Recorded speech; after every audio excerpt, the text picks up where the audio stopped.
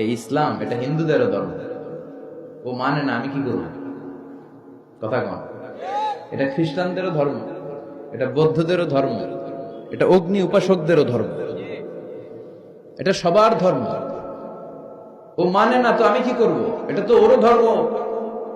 এই ধর্মের রাস্তা সবার জন্য খোলা। সুবহানাল্লাহ কইবেন না? কোন হিন্দু ভাই যদি এসে বলে, হুজুর আমি এফিডেভিট করে নিয়ে আসছি, আমি হিন্দু ধর্মে থাকতে চাই না, আপনি শাহাদা বানিয়ে আমারে পাঠ করান, আমি মুসলমান হব, এই কথা বলার সুযোগ আছে? যে না, তোমার ঢোকার সুযোগ নাই। যতগুলা কোঠা ছিল কোঠা শেষ, তুমি আর ঢুকতে পারবে না। কথা কন।